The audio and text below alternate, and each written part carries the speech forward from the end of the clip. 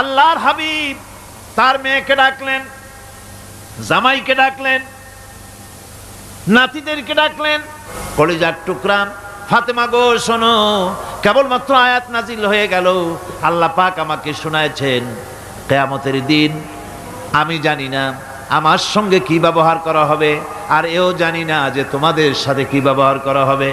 ও আমার কলিজার টুকরা মেয়ে ফাতেমা, কিয়ামতের দিন মুহাম্মদ সাল্লাল্লাহু আলাইহি সাল্লামের মেয়ে এই হিসাবে তোমার নাজাতের ফয়সালা হবে না।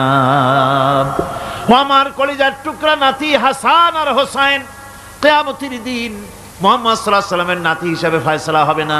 ও আমার জামাই হযরতে আলী, কিয়ামতের দিন আমার জামাই হিসাবে নাজাতের ফয়সালা হবে না।